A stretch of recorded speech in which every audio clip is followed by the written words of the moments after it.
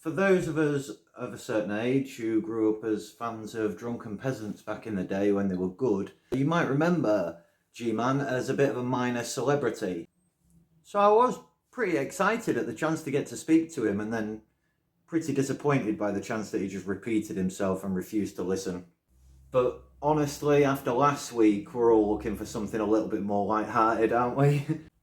I found this recent live stream where G-Man claims it's easy to disprove God. But don't get too excited because he didn't really even try. And today I want to just demonstrate how easy it is to prove that that God actually exists, that we have really good reason to believe. He's got a really obnoxious intro, but then after that he introduces us to this fellow vampire who explains that he's worked out a way of disproving a certain version of God. Not only am I going to give you 100% proof right now that the God of the Bible does not exist, but by the end of this video, I'm going to show you that something does exist that's stranger than you could have possibly imagined. So, are you smart enough to understand? Let's begin. I have faith in you. Before watching this, look, I've got no idea who this guy is. I'm just here to check in with G-Man, just to see what's going on, what he's up to. But he basically spends the majority of his video explaining a few very basic logical concepts before finally getting to his point. We can't prove something doesn't exist if we don't know what we're referring to. Well, here we're specifically talking about the God of the Bible. Now, this God isn't just some abstract cosmic force. He has a personality and very specific attributes as laid out in the Bible. According to No, he has specific attributes. He is described in a very specific way. Yes, G-Man, not only is that exactly what he just said, but his entire point hinges upon it. And it's funny to me because when I used to try dialogue with these people, I well understood that the more attributes... I'm sorry, what was it, G-Man? Attributes. Attributes, sorry. The more attributes that you assign to your God, the more you tend to disagree with each other. I just sort of step back a bit and be like, you guys work this out amongst yourselves. But whenever I actually asked any religious person to describe their God as best as they could, they'd only ever give me vague terms like... this God is all-powerful, all-knowing, and all-loving. And that's useless for someone like me who I was raised with no concept of God whatsoever. So I've got no concept that I can attach these characteristics to. Like, what's all powerful? What's all knowing? What is a God? So I started with the top one, trying to get a grasp on what all powerful meant. And it wasn't as simple as I thought, but it was an interesting video that you can watch in your own time. I'm still pretty proud of that one. But this guy is going to point out that God cannot be all-loving because he created hell. And G-Man explains one quite obvious flaw with that, which I might expand on a little bit. All-loving part. Okay, because when you're all-loving, that means you love everything. I don't think a lot of these pseudo scholars on social media, like Morgue Official, know what they're actually saying when they're making the claim that God is all loving. Clearly, the Bible talks about the things that God hates. If God hates certain things, then he can't be all loving. What God is that the Bible says that God is love, or that God loves. But we don't have anywhere in scripture where it says that God is all loving. And he's right. G-Man's God is not all loving. This is sadly just reality, right? You can't debunk God, like the big G, unless you asked every single Christian in existence to define their God, because they use such vague terms. Every single imaginary friend is just ever so slightly different. And honestly, arguing that a being can't be loving because it made a bad place is genuinely properly one-dimensional thinking. I'd expect that kind of thinking from a Christian. Like, the whole argument is one of those ones that rests on incredulity. Just because you can't imagine a concept of a reality where this is the case does not mean that there is not a reality where this is not the case. So it's a bad argument. Sorry. So listen, if you're going to try to prove that the God of the Bible don't exist, how about this? How about you actually use a proper description of God? How about this, Gman? How about you give us a full description of what you mean when you say those words? That way we don't have to tell you what our assumption of what you just said is. You can explain it to us like you're meant to. I've got a video that's been up for like 8 years. Questions to Christians that has gone completely unanswered.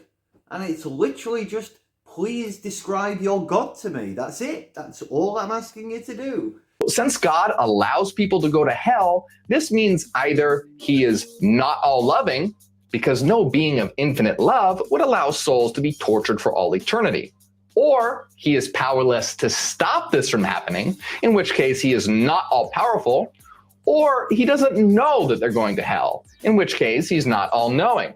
Yeah, or maybe he is all knowing, what was it, all powerful and all loving, and he's sending you to hell for reasons that escape our current understanding.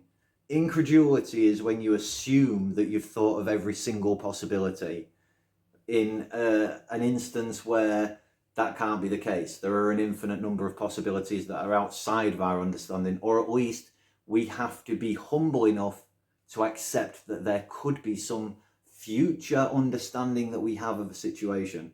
That's not true in binary questions, but in a question like this, which is very much open, it is a genuine problem. So you left the question too open-ended to have an answer. If you have no experience of all knowledge, then you can never say that the subsequent actions of an all-knowing being are flawed, because you have no idea what they know. You have no experience of that. You can't say that that's flawed. You can suggest that from your limited perspective, it appears to be flawed, but you can't say it is flawed 100%. That's not a logical argument. I'm sorry.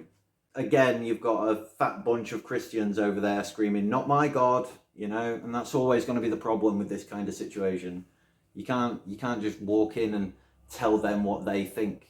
You have to ask them what they mean and talk to them on an individual basis, or at least don't use such broad terms as I'm going to debunk God, and then debunk something so specific that's so easy for them to work around, you know? Shifting the goalposts is the name of the game in Christianity. It's the one thing they're really good at. By him trying to sit there and add to God's attributes and say that because hell exists, and tries to make these parameters on why he can't be all of those things, what he's doing is he's building a straw man. He's not building it on what God actually is, who God actually is, or talking about his character or anything like that. See, that's exactly what I said. And it's the same with vegans or any other cult, right? These are individuals that you're dealing with, and they all have their own individual, unique understanding of what these broad terms mean. So they can use this really broad and unspecific language to feel unified together, as long as they all agree that they're not gonna get specific. They can all pretend that they mean the same thing and they're all talking about the same thing. We've established that one of the attributes of God is omnipotence, that is, being all powerful. So according to fundamentalist Christianity, nothing is impossible for God, nothing at all. And again, with all powerful, there are many ways that this could be interpreted, right? But I do struggle to find a logically consistent version of all powerful. That's the one that I personally struggle with the most. It can mean that nothing is impossible for a God, but as I established in my conversation, and as this guy's about to mention as well, some things are considered impossible for a reason. There are logical impossibilities. It might also mean that God is all powerful like God has all the power that exists. Nothing impossible has to be broken. It's just that nothing has any power except for God. God has all the power. But I have the power to lift this. So I have some of the power. And I always interpreted that to mean that God is giving me this power willingly, you know? At any moment, I could just collapse to the floor, unable to lift my own body, because God is power. And of course, it might mean something that I just haven't thought of yet. So that's the difference between making some kind of fallacious argument and being humble and realizing that in the future, somebody might interpret those words completely different from how I ever have. Someone might have an understanding or a view of this phrase, all powerful, that maybe nobody else has ever thought of ever before. It's possible. So I can never say like all powerful definitely means this and therefore I have to debunk this. That doesn't make any sense. Yes, God is all powerful, right? But when we talk about his power, we are talking about it in the sense that he will never do something that doesn't make any logical sense. So that's fine. Gman's God can't do impossible things. That's fine. I'm fine with that. He can't show you an unmovable mountain or a square circle because by definition those things are impossible and God can't do impossible things. He could still have all the power that exists. Like he could still have the power to do anything possible. Since you said that, you know, that you wanted God to make a stone that was so heavy that he couldn't pick it up, how does that make any logical sense? You just said that God was all powerful. I believe that he's all powerful. So why would he want to make a stone so heavy that is more powerful than he is, or so heavy that he can't pick it up? I've said this before and I'll say it again. We're asking if he's able, not if he's willing. Remember, fundamentalist Christianity says that nothing is impossible for God. Nothing is impossible for God. Actually, as a matter of fact, that's in the Bible too. Nothing is impossible for God. Oh. Wait, doesn't it also say that he can't lie? Anyway, honestly, I'm not all that interested in this stuff these days. Like I said, I've said my piece. If you want to see my thoughts on this particular subject, I am still very proud of the video, Is God an Alien? And yeah, check it out. Leave a comment, let me know what you think. Our vampiric friend here gives a couple more examples about how it's impossible to break maths, and then Gman somehow twists it into a little rant about evolution. Let's talk about evolution here for a moment, since, you know, mathematical laws can't be broken. Now, for those of you who know a little bit about biology, you know that these scientists tell us that we are all related to these different animals and whatnot, right? Like I'm a warm-blooded animal, and they're telling me I share a common ancestor with a frog who happens to be a cold-blooded animal. Are you following me here now, okay? When I look on my family tree and I go back as far as our records will go, I don't see any cats, dogs, birds, animals, insects, dogs, or anything like that in my family tree. But I'm supposed to believe I share a common ancestor with them. I'm not, no. My God is not constrained by math, but I'm pretty sure these evolutionists break those rules on a regular basis. As a matter of fact, some of the claims that they make regarding evolution, a person will probably have better odds of winning the lottery 25 times in their lifetime. These people always make this same assumption that human life was somehow predetermined. You're an idiot, man. Obviously, something was definitely gonna happen. The chance of humans existing was like rolling the dice 1,000,000 times or whatever, but the chance of anything happening at all is 100%. Let me give an accurate description. That he's all powerful, he's all knowing, and you got to define what that means, because when I say God is all knowing, it's not necessarily what these people believe about him being all knowing. Exactly. It's not us that have to give an accurate description of these things. It's you, G-Man. It's you and your people that have to give an accurate description of what you mean. I've been asking for it for 8 years. So finally at this stage, G-Man starts to get into his proofs for God. And sadly, it's just the same old same. One of the things that we look at God as actually being is a moral lawgiver. We see it all throughout Scripture. Thou shalt, thou shalt, thou shalt, thou shalt, thou shalt, thou shalt. And we say that these things are absolutely true. We say that that these things are true, and they're true no matter what society you go into or whatever. Like, for example, thou shalt not steal, thou shalt not kill or murder or kill someone unlawfully. It's interesting. Why didn't you pick the first commandment? It's funny how you pick the two obvious ones, and yet there are tribes in the world where possession is not a thing. Did you know that? So theft isn't a thing because possession isn't a thing. They don't have any concept of thou shalt not steal. They don't have possessions. Interestingly, there's also the Denali Pass and certain islands like the Sentinelese, where you will be shot on sight. So it's funny how that works. They don't seem to thou shalt not murder. In fact, it seems to me that also even China don't particularly care about human rights when it comes to things like unlawful killing. You made it as easy as you could for yourself, knowing full well that humans are a social species.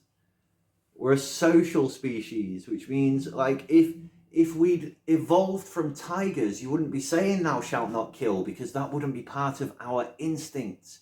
These are not commandments, they're observations. Observations of the characteristics of a healthy society and nothing more. Right? Let's just look at those things. Stealing or taking someone's life unlawfully. In order for these things to be absolutely true, you have to have a moral lawgiver.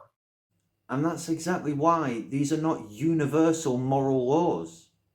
Our moral compass is nurtured by our parents, our teachers, our friends, society at large, the laws of our country, politics. Most of us do all right. Most of us learn well as young kids, but there are still thieves out there.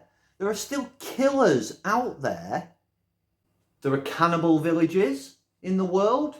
And like I mentioned earlier, the Sentinelese will literally shoot you with a spear on the beach and then leave you to bleed out. They'll just go get on with their day, never think of you again. As I said, these are absolutely not moral absolutes. They are observations of a healthy society. Right? How do we know that stealing is wrong? Because we know it's wrong to have things stolen. So we teach the people that we care about from a very young age that they can't just take things that don't belong to them. How do we know that murder is wrong? Exactly the same way. And no, the moral law itself is not God. It's the person who actually made us and who made these laws. Without a moral lawgiver, we have anarchy. We don't have order or anything like that. That's why it says in Romans 13 that God is the one who established the governance. All right then, so I guess Gman's God must live in absolute pure chaos. And I'll admit, I haven't read most of the Bible. A few quotes and passages here and there for fun. But it is really funny to me that the part about why government is a good thing is under the heading of Romans. So that's the first way I would go about arguing it. I would argue that God exists because he is our ultimate moral lawgiver. The second way I would do it is intelligent design. You know what I mean? If you walked outside and you saw this out there, we know that somebody created this plastic bottle and somebody created this cap. Now, some people are going to sit there and say, oh, the watchmaker argument. Be patient. Just wait. You see this on the ground, you're like, oh, okay, somebody made this. We don't believe that this came together randomly over billions of years. But this is what our kids are taught in school regarding evolution, right? We know that things like this is extremely complex, and somebody had to put this thing together. It's made up of a whole bunch of different parts that have to interact a certain way in order for it to be used properly. You don't get things like this from random chance. You don't get this from natural selection. You don't get this from mutations. Yeah, Gman, that is the watchmaker argument. And the reason that we can distinguish your phone charger from anything natural is because it's man-made. Like, if what you're saying was true, you simply couldn't tell the difference between a watch on the beach and a rock or a tree or a person. You'd walk straight past it. You'd just assume it was natural. Because everything looks like it's created. Everything looks like it's designed. So what would be the difference? And just because life is now currently extremely complex doesn't mean that it had to be created by a being with consciousness. It does mean that it's developed over time. It does mean it's developed, right? But it doesn't mean that anything was started by a consciousness. Talk about morality, because without God, anything goes. Anything goes. That's the same statement that Darth Dawkins made to me in our conversation. And when I said no, he cut me off. But we're the ones with natural laws. Like, you're the ones with miracles, and we're the ones with nature. We're the ones saying that random shit can't happen. With God, anything goes. But that's irrelevant, because no matter whether God exists or not, the end result is the present. That's the point. It's not like if I prove to you that God doesn't exist right now, suddenly you'll flip upside down, things will start floating, and zebras will pop in and out of existence. Your claim about a creator is a claim about origins. And it's literally called the God of the Gaps for a reason. It's because the closer we get to the origins, the smaller and smaller the gap is that your God fits in. We can see all the way to the Big Bang. We might never be able to see beyond it. Beyond that, we have hypotheses. And that's where your God resides, in that aspect. And we've traced evolution back so far that we almost understand abiogenesis. But there's currently a tiny gap of I don't know, that your God, that little gap, your God sits in there. We know what the planet looked like before life, and we know absolutely what it looked like around the time of the Cambrian explosion, right? So there's just this small gap. Now, there are a lot of theories, and I haven't been following the research for a while. I've been living under a rock. But when I came down here, there were enough hypotheses about abiogenesis that all converged on a hot spring. And they were struggling with certain, maybe it was this little fact and maybe it was that little fact, but we've got it narrowed down at this point. We know that it was probably a hot spring somewhere. And the way you're looking at these things is completely backwards. You seem to think that we have to work out that part first before we can make any claim whatsoever about evolution. But that's like saying that you cannot claim that your dad exists unless you can show undeniable proof that your great-great-great-great-great-great-great-granddad exists, when it's obviously the opposite way around. The way that you prove that your dad definitely exists is that you exist now. You are the product of a male and a female, and the male in that production was definitely your father. And your father's existence proves that his parents existed. And it's the same with evolution and abiogenesis. We start with now and we work our way backwards. We follow the evidence towards the origin, not away from it to present day. It's not like if we don't prove how everything in the universe started, we might blink out of existence. So it's silly, it's backwards. It's fun to look back on, but I think we're done. It is nice to see that Gman is still enjoying spending time with his community, and he seems to be doing all right. But at the end of the day, we should just leave him preaching to the choir. Take care. Love you guys. Bye.